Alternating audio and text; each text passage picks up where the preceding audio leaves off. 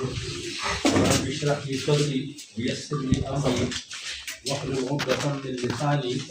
يفقهوا. زما د قبیلې ډیرو درنو مشرانو السلام علیکم.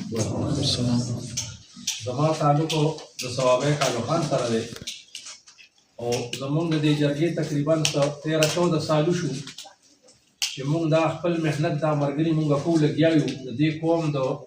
راوچتېدو دپاره، ځکه چې زمونږ قوم چې کوم دی نو دا ټولو دغه شوی دی، چنګ وانګ شوی دی او ځای په دې ډېر دی، خو لکه مونږ د یو بل نه لرې شوي، یو بل سره تعارف زمونږ کم شوی. په دې خاطر باندې زمونږ دا ټولو قبیله دا مشران راپاڅېدلو او مونږ د یو کلي نه یو، مونږ د یو علاقې نه یو، مونږ د یو ضلعې نه یو. مونږ پوره یو بوج ستاسو خلکو دپاره اوچتو، ځکه چې اوس لکه مونږ سره په دې موجوده وخت کې د 4-5 ضلعو خلک هملاس شو.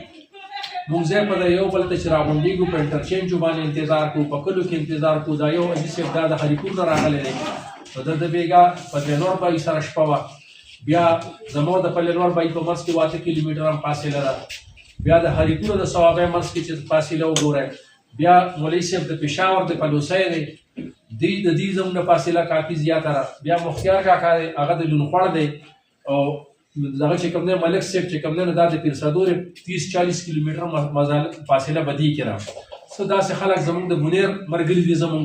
نو دا مونږ بیا یو سټیشن ته غونډېږو، بیا د هغه ځای نه مونږ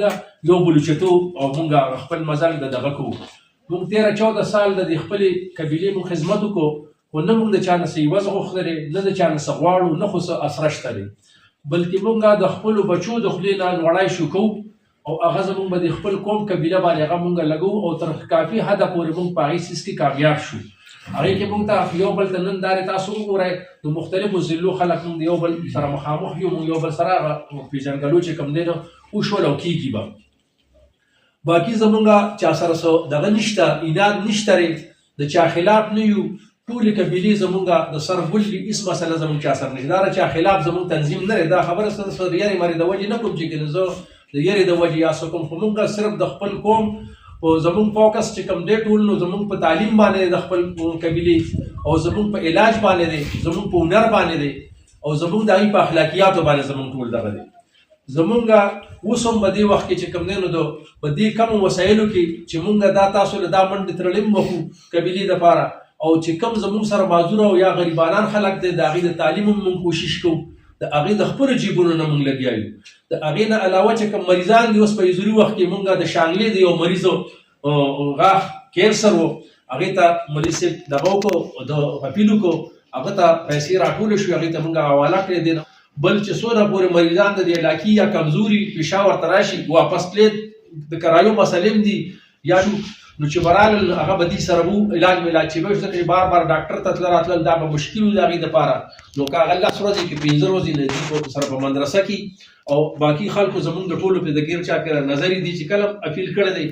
هغه مونږ هغه دغه کړی دی، چا که د وخت نه 100 شوي دي، که 1000 شوي دي، که 10,000 شوي دي، هغه ته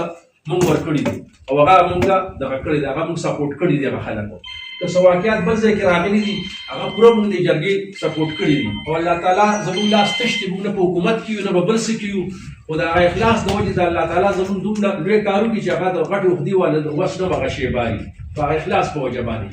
نو زمونږ مین مقصد چې دی چې زمونږ د قبیلې یو بل سره پېژنګلو شي، بل مونږ ټول فوکس په دې دغه باندې ورکړو چې زمونږ بچي تعلیم وکړي، بل زمونږ بچي چې د آیسو د نشو نه دغه شي، چې کوم ماشوم تعلیم نشي کولی د هنر ته وځي. نو زمونږ زیات تر چې کوم دی نو زمونږ په دغه څیزونو باندې نظر دی او مونږ کوشش کوو چې مونږ یو سړی خپل لکه مونږ سره پکې د تجارتي تجربه کار کسان هم شته چې په بار ملکونو کې د دې کاروبارونه دي، مختلف کاروبارونه یې کړي دي، ما خپله مختلف کاروبارونه کړي دي او کوم داسې سټک پک کار که ډېر نه خو لکه لکه یو سړي سره په زمیندارۍ خبره کولی شم، یو سړي سره د سارو په فارم خبره کولی شم، یو سړي سره په ایجوکیشن باندې خبره کولی شم، په نوکرۍ ورسره کولی شم، په مختلفو شعبو چې هغه کې څه کې زه پاتې شوی یم نو زه په هغې باندې هغې سره خبره کولی شم.